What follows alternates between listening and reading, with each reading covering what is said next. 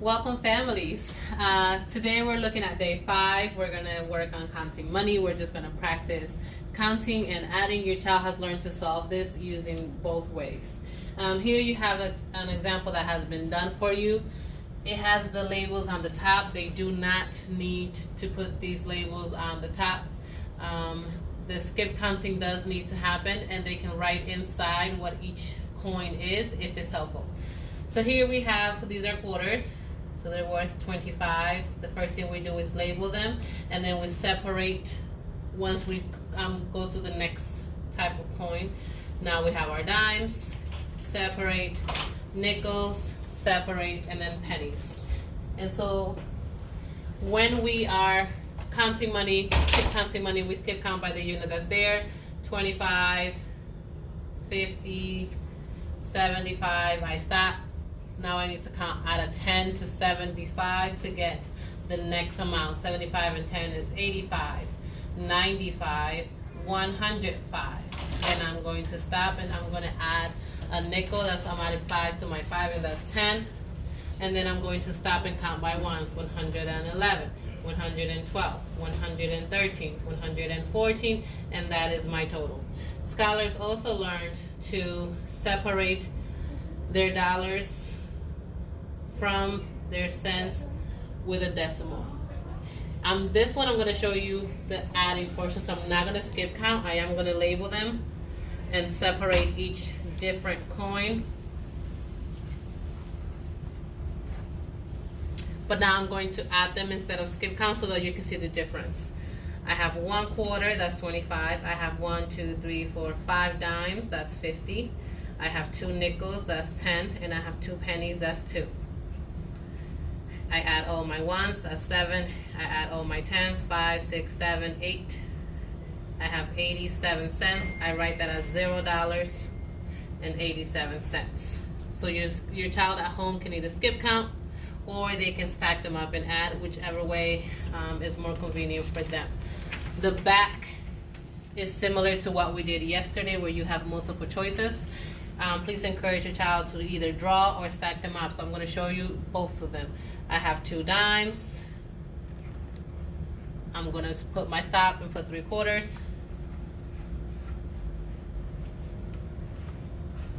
I have 4 nickels. And I have 1 penny. This is 10, 20. I'm adding a 25 to 20, that's 45. I'm adding 25 to 45, that's 70. I'm adding 25 to 70, that's 95. Now I'm counting by 5s, 100, 105, 110, 115, one more, 116. I'm also going to show it to you if we stack it up and add. 2 dimes is 20, 3 quarters is 75, 4 nickels is 20, and then 1 penny. This gives me 6, 7, 8, 9, 10, 11. 116.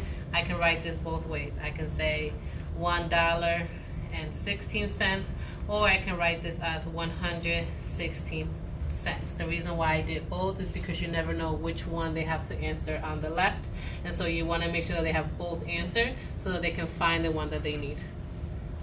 For reading, this week we're going to focus on writing an informational book again, review our short and long vowels, and then we're going to read a story and focus on an activity that's part of that story. So day 5, you start with a reminder of how nonfiction writers write long and strong. So they plan out their thinking by thinking about what they want to write about, then they start their writing, and they will do pictures that will help the reader zoom in. They can add text box to the writing, they can add a glossary. Those are the things that they have learned to do. They don't have to do that, but they have learned to do that. So we're doing an informational book again, so they can write about a person, they can write about an animal, they can write about a topic that they are interested in. Let's say I know all about playing football. And so my entire All About book is going to be about football. I'm going to draw a football, write my name. I'm going to come up with my first topic. It could just be the rules of the game. So I will label that rules.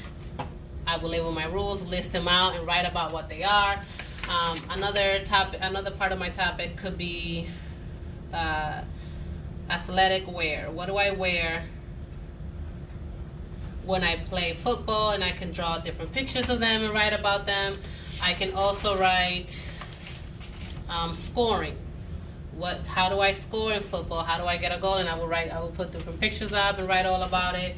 And then my last one could be maybe my favorite thing about it. Or I could write about what season do I play football in, whichever one, and draw some quick pictures and then write about it, and then I'm done. The next page after that takes you to your long and short vowel review. We're doing the long U and the short U. And so I'm going to read the word like I did last time, unicorn, and then I'm going to segment it out. U, N, I, K, or N. We draw the lines for each sound that we hear. I'm focusing on the letter U, that's why I circled it. When I finish with my letter U, I think about it, does the letter U make the U sound? Does it make a short sound? And so then I write it based on how I hear it. Unicorn makes the U sound. That is a vowel name, so it's a long sound. When I am done with my sounds, I'm going to read a story about good rules. Then I have my activity. Remember, when you're reading the story, if the child makes 5 errors within the first paragraph, you need to read it 2 times for fluency. The activity says make a list of rules that you should follow in the classroom. Scholars should already know all their Lead Academy rules. So while they're down here, they can easily just put Lead Academy, and then they can write the rules that they follow at school. If you have any questions, please reach out.